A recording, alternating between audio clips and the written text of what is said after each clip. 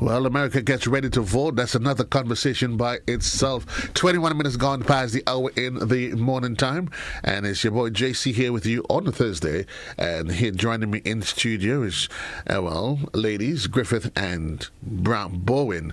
And the man, the lone thorn maybe, along in the midst of the roses, Mr. Mitchell. And certainly they're here. They are putting themselves up for election for a youth parliament. And certainly, what is a youth parliament? They will talk to give you the details on that. But certainly, it's always good when you have young persons that are allowing themselves at a very youthful age to understand and appreciate the role and the contribution that they can make in terms of for national development as a people. And I want to say good morning to you, ladies, gentlemen, welcome to the program. Allow me to start with you, Lady Griffith.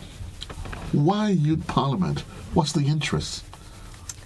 Okay, so good morning, firstly. I'll be quite vague. At first, I had no interest in Youth Parliament. I like the honesty. Yes, I will be quite frank and vague on that. I had no interest in Youth Parliament. But it was at the Form 4 level, I took part in my very first Youth Parliament at the Anglican High School. And from there, it kind of lit something inside of me. And the following year, I took part in it again. I played the role of Madam Speaker. And from there, I said, I really have an interest for Youth Parliament. So I tried to be out there. I tried to find a way to get into Youth Parliament. It was actually a day someone called me, and I had spoken to them about my interest in Parliament, and he said, well, registration is out, to sign up to take part in Parish Youth Parliament. So I said, all right, let me give it a try. So I registered, and I got an email to start the practice for the Parish Youth Parliament. Right. I took part in the Parish Youth Parliament, and I was ecstatic. Like, this was really a really good initiative for me. It really opened my mind because I'm a very nervy person. So this is something I don't usually do. I have interest for public speaking, but because of my nerves, I don't really do it. Well, I'll say to you, the problem with public speaking is not the nerves. Is not the problem. It's your ability or inability to manage the nerves. That's what is needed. Lady Boyd, your story. Is it more glamorous and upbeat? Maybe. I started public speaking at I would say a young age. When I was in high school, I took part in the first Youth Parliament. Right. And at that time, I was 15 or 14. I didn't speak as well as I wanted to, but I continued in the public speaking aspect. I was a part of the leadership program, and I was the president, so I would have been making all those speeches. And then I continued into Gavel Club, that's a public speaking club in the Anglican High School. I was a treasurer there, and I continued doing my public speaking speeches. Now I am a Toastmaster, and I am continuing that journey of public speaking, and right now I'm a youth parliamentarian candidate for St. George Northwest. So I'm just constantly public speaking, getting my ideas across, being as calm as possible in my speaking as well. Jonathan, if elected, and what for you are some of the primary areas you would want to institute change in if elected? I would say this, right? On my flyer, you can see that I have let's do this one for the youths. So we're doing this one for the youths. That's what this whole thing is about. And I would be bringing life to youth aspirations via employment initiatives, community resilience, and inclusive opportunity for growth. I like to summarize them in these three steps. Right? So, employment initiatives, workshops, for example. In the South, I'm the candidate running for St. George South, right? So in the South, there are many business places, and I think that they are great mentors in these business places that could put on workshop together, collaborating with me. That's the first thing about employment initiatives. Secondly, inclusive opportunity for growth. Advocacy. I think I'm the best candidate. Why? Because I think I can advocate for the youths. Also, I've grown up in the constituency of St. George South. So I think I have an upper hand there, and I'm still living there. So I think I have an upper hand there as well. And community resilience. We see what happened earlier this year with the water shortage. We see what happened at Beryl. And I think it's important that we sensitize the need for community resilience, right? Information that needs to be put out there in terms of emergency. Yes, there are information that has been put out there, but I think that we need to advocate more. Like, for example, now, the whole Braille thing passed, it's kind of died down, but I think information still needs to be pushed on how we can have a better community resilience. And while I'm agreeing with all that you say, yes. but there may be those out there who would decide, listen, why you? Why should I even bother listening to you? You sound just like another one of everybody else that's full of talk, and they do nothing, as all other politicians. What would your response be? First of all, I'm not here to make any promises. As I said before, only God make promises, and it's only Him that can keep it. But I am committed. So once I'm open to suggestions as well. So once I see that you're making suggestions, I will listen, and my team and I will gather the resources and information to help with community resilience and youth development within our society. Youth development, I'm assuming each one of you would buy into the conversation of youth development. On your ticket, what specifically in the area of youth development would you want to pursue? I would like to pursue community togetherness. I believe that a village could grow a child. I think a child is more wholesome and knowledgeable on all their culture and all the knowledge, even books, and the community, your neighbors can help you with that. I grew up in West Hall at first, and then I moved to St. George with my father. I remember every Sunday evening, my brother would be playing cricket and all those games with the other football with the neighborhood children, right? I remember that is a very important aspect of my childhood, I would say. And now I'm in Brizana, I'm not really seeing that. And my father would tell me, they used to have a football team and we'll go to the pasture in Buseju and play and these things, and I'm not seeing it. So I don't really have anything to say to my children. But I just want to bring that back, make that change and work together as a community and make that change so that we could continue that knowledge, that pass down of culture through generations to come. Well, Griffith, there's the issue of the generational gap, and Bowen is talking about information being handed down, but there's always a challenge of connecting with the younger generation. Is that a concern for you? Because for you as a young parliamentarian, you would also have to be able to address the needs of the young people and the needs of the older generation as well. How do you plan to address that and bridge that gap? Okay, so firstly, I believe that in order to develop, or we would say, you have to understand what is going on in the mind first. So I would say you go to their level.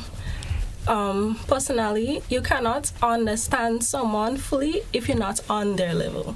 You understand? That is ineffective communication. So I would say you go to their level. Try to understand them on their level. See where they are coming from, and then you can really understand a person when you know what's going on inside their mind. So you speak to people, you understand, what's going on with them, but let them voice their concerns. Then you go from there. The economy is known as the current state of the economy locally, regionally, internationally. We're in troubled times, and the world is looking for the next best thing to take us to the next direction. On an economic level, what are you proposing? How do you become that, in terms of becoming that agent of change that allows for a turnaround in what's happening locally? On an economic level, what should I say?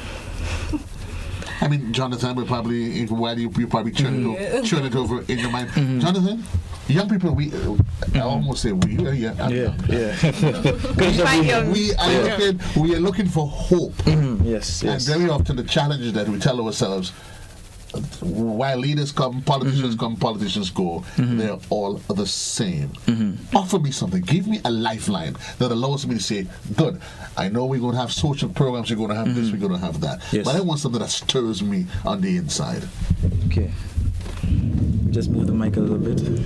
That's a very interesting and great question. So, I'll put it as this, right?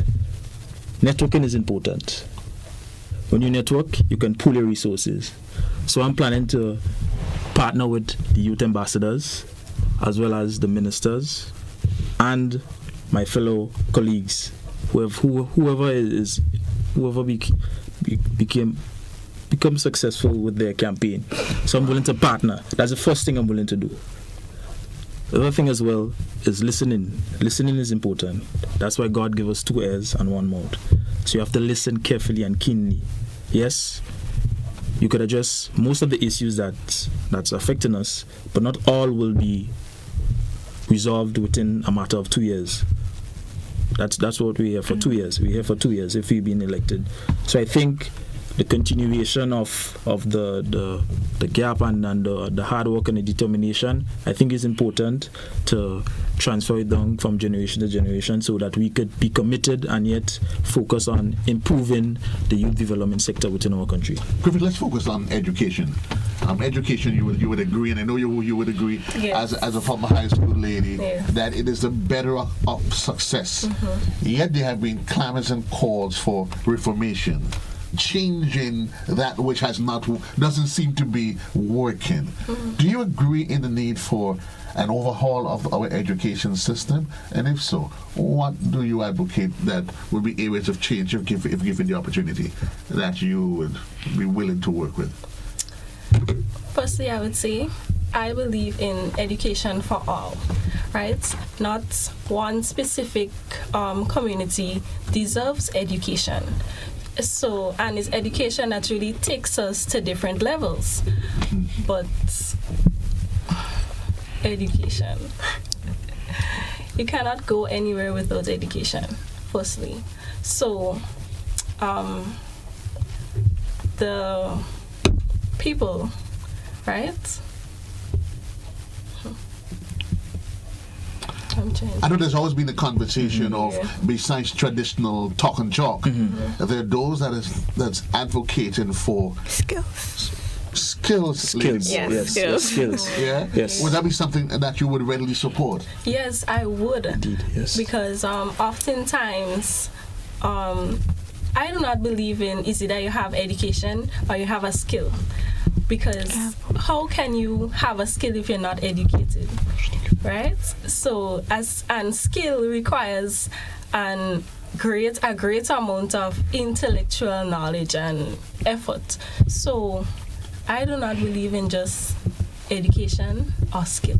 Do you think, Bowen, that we've been brainwashed into seeing them separately? That you figure, well, a person that wants to be a lawyer or doctor is a brilliant one, and that, let's say, the person that he says who wants to be a plumber or a mechanic is any less? Do you see that, or do you believe you could be skilled mentally just the same in order to take up one of those vocational opportunities?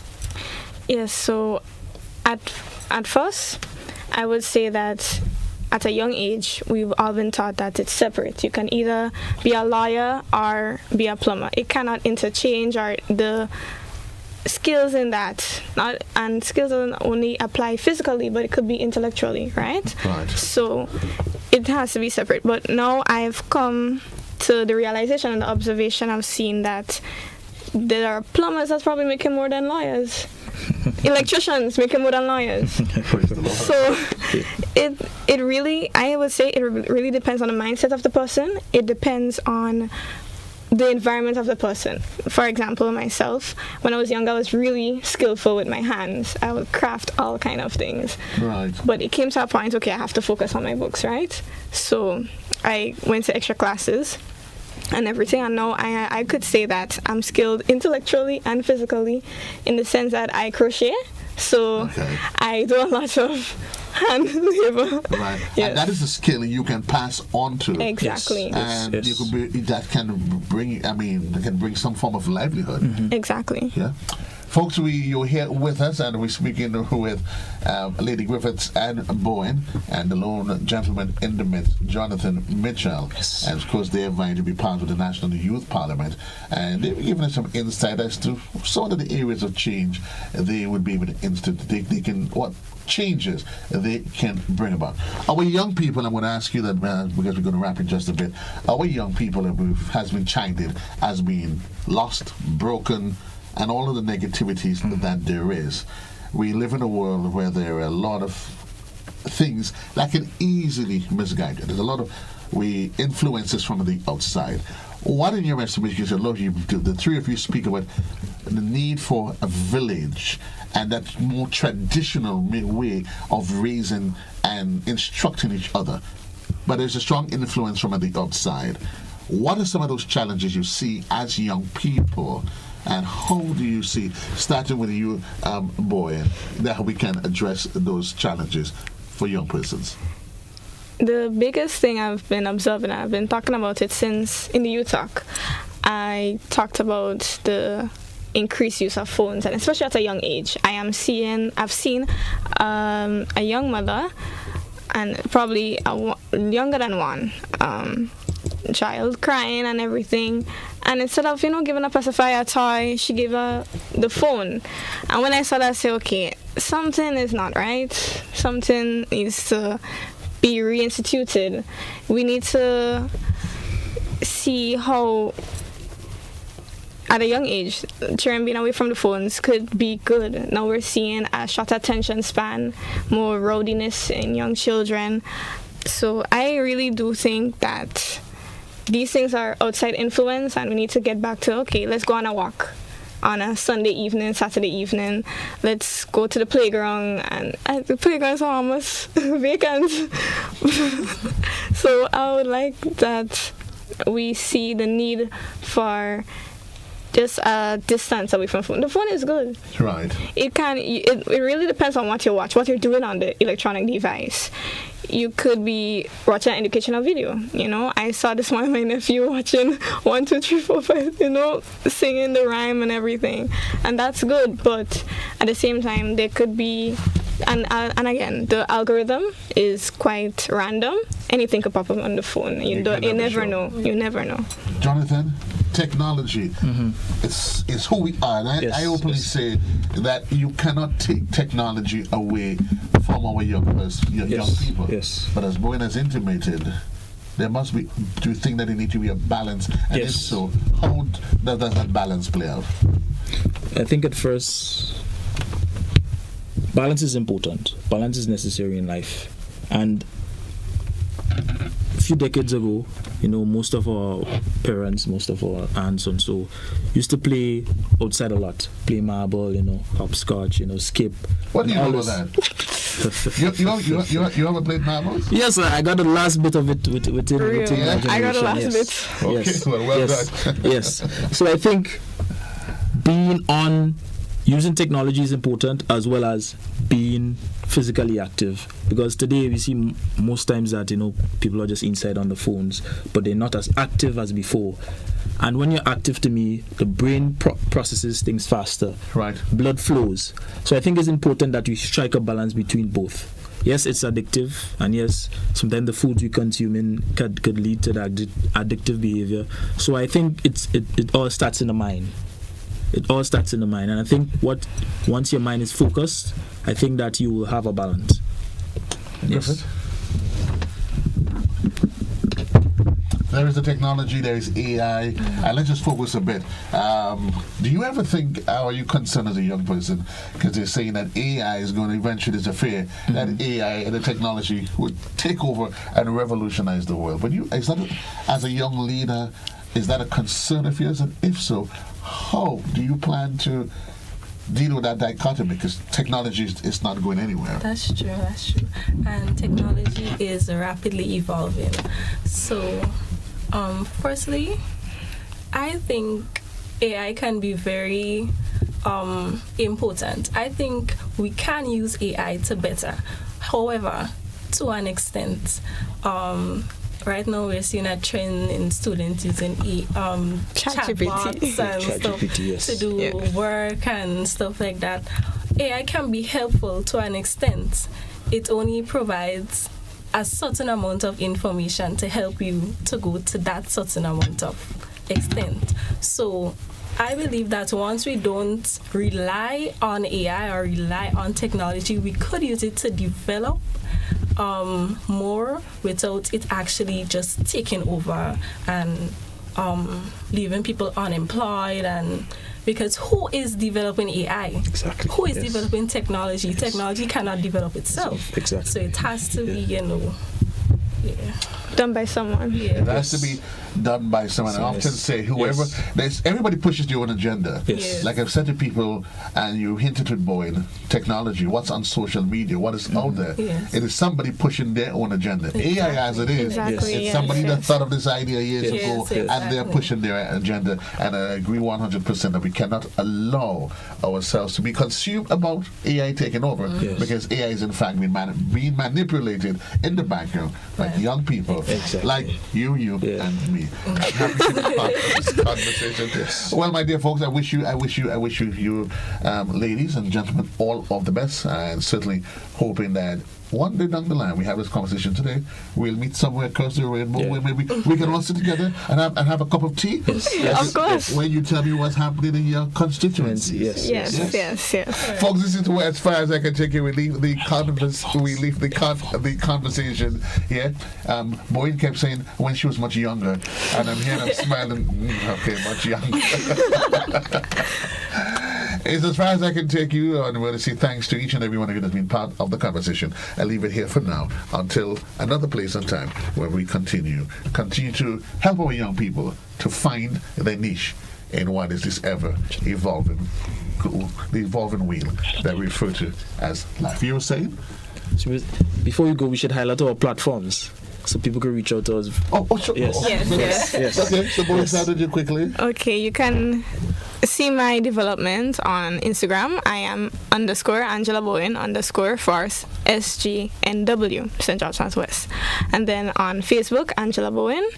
And that's pretty much it. I look forward to more followers and people seeing my development. Okay. Remember guys, to vote on December 5th, register by November the 22nd. How can you get in contact with me? You can get in contact with me by Instagram on the name Jonathan Mitchell Official, on Facebook Jonathan Mitchell, or my email jonathanmitchell.401@gmail.com. So remember guys, register to vote and your vote counts. Your vote counts. Yes. So I am on Instagram, ramiah.g.official. I am also on TikTok using that same username, ramiah.g.official. And I would just like to, as my colleague said, encourage the youth to come out and vote. As I say, be a part, don't be part, cast your votes, and let's make a new start. See what we say? Well, there's no way we can separate technology from our lives. Exactly. You see, while I'm just on Facebook, you guys go on TikTok. And, Instagram is where it is. So I guess I'm lagging behind. Don't worry, you can start today. Yeah. You can start today. Catch up with that. And you call me an old timer? No, he isn't. We just having fun. So until then, folks, so long, everybody. Take care.